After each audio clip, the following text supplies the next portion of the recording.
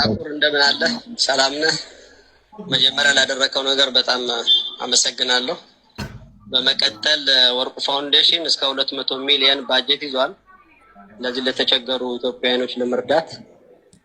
አሁን አንተ ሄደህ ለጉባኤው በዚህ ሰዓት መዋጮ የምታደርጉበት ግን 15 ሚሊዮን ብር ገቢ ያደርግላችኋል። ስለዚህ ውጭ ሀገር የሚገኙ ኮንታክታችሁ ከኛ ጋር በመገናኘት ገንዘቡን መረከብ ይችላል። እናመሰግናለን። አጨብጭብ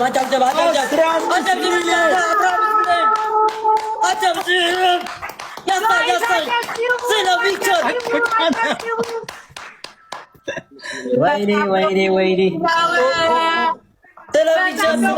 ስለሚቻል አልጨረስኩም። አንድ ጊዜ እንጨርሰው እንዳለ ነው የምናቋቁመው ሁሉንም። እሺ ያንተም ሰርፕራይዝ ስላለ አንድ ላይ እንስማው። እሺ ራሱ አሳቀኝ። ማን ነው? ቀጥል ፈልገው ሀገር የሚገኙ ኮንታክታችሁ ከኛ ጋር በመገናኘት ገንዘቡን መረከብ ይችላል። ይሄንን ነው የምፈልገው። አንተም በተመለከተ ግን ድርጅቱ የ5 ሚሊዮን ብር መኪና ለግልህ ሸልመዋል።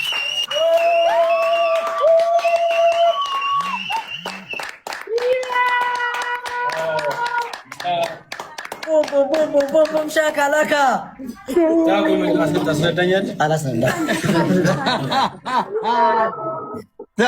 ኧረ በቃ ከዚህ በላይ ለድርጅታችን ያደረገልን ነገር፣ ለአግማሽ ኢትዮጵያ ያደረገልን ነገር በጣም ታሪክ የማይረሳው ነገር ነው። አቋቁመን ነው ይህንን ነገር የምናሳየው። አቋቁመን ማህበረሰባችንን አቋቁመን ነው እናንተ የምናሳያችሁ። በጣም ነው የምናመሰግነው። ወዳይ እኔ ልቤ እየመታ ነው። ውጭ ቀጣለ እንዴ?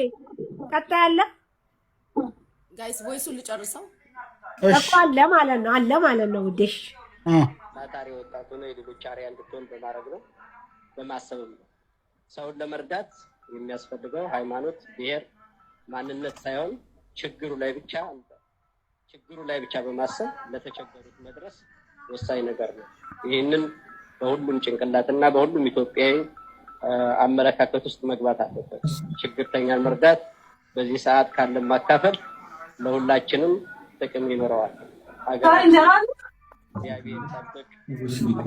ወደፊትም አብሬያችሁ ነኝ። ምንም ችግር የለውም፣ ይስተካከላል በተለያየ ነገር። አመሰግናለሁ። ሞራል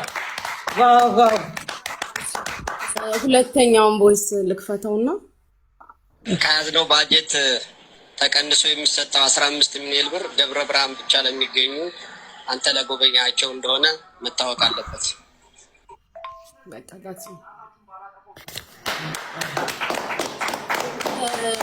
እዚህ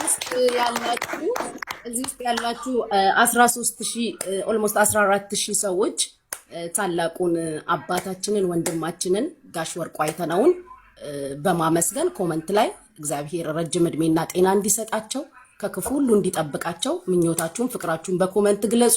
እግዚአብሔር ያክብርልን፣ ኑርልን ጋሼ፣ ክፉ አይንካክ፣ እድሜና ጤና ይስጥልን።